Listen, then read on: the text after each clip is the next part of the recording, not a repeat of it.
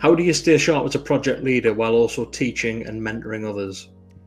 Whew, that's a great question. I know we have a course, and I'm drawing a blank on it, but it's about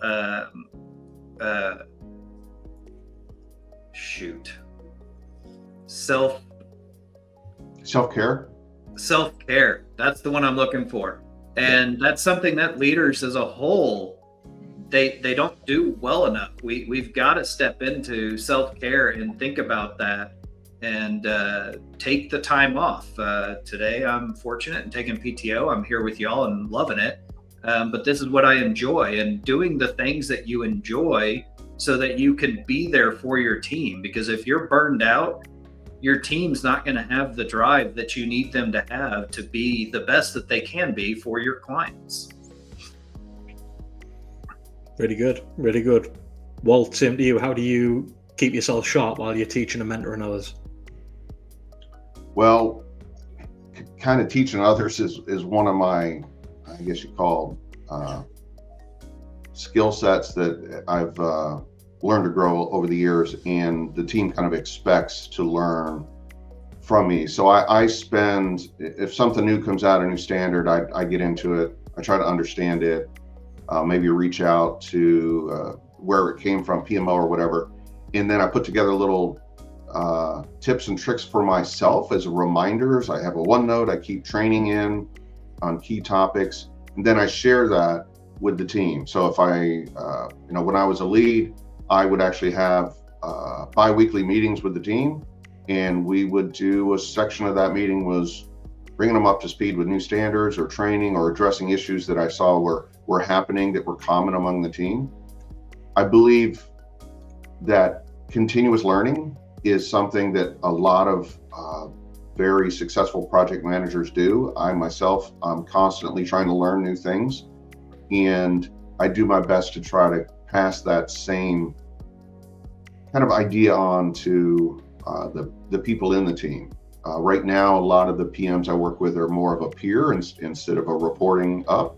So if I see something that I think I've heard one or two people talk about, I'll look into it a little more and share it. And then I share lessons learned on a regular basis so that they can utilize it in their other projects. Really good.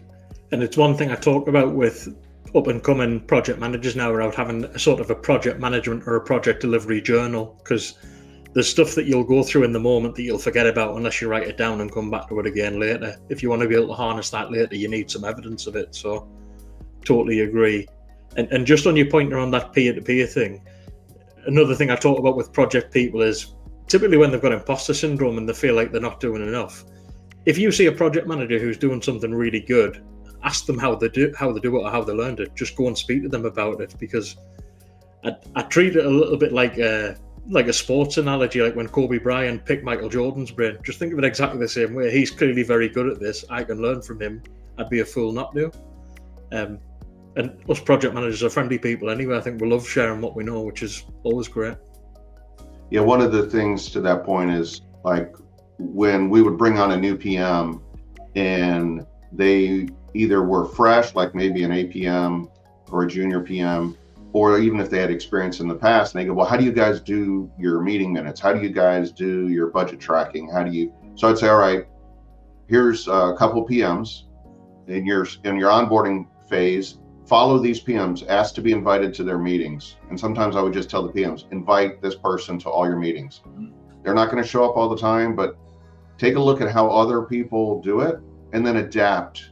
If you have that flexibility, if the account or company allows that flexibility, take the good out of each one of those and create your own style, and just get an understanding that not everyone's going to do it exactly the same. Yeah, and you're not even going to be able to pull all the good and utilize it exactly as that individual that you're learning from uses it. You need to understand it, adapt it to fit you. All, at the end of the day, it's about how we get. It doesn't matter how we get from A to Z. It just matters that we get there and we provide a quality product to the client. Yeah, I thought that going through the pure course, especially in Robert Heen's stuff, I thought he's a really gifted communicator, clearly, but that style is just not going to work for me. I don't have that in my bag, so I need to find other things that I can leverage. So yeah, totally agree. But he is not a good skateboarder. Just Neither am I, for that matter.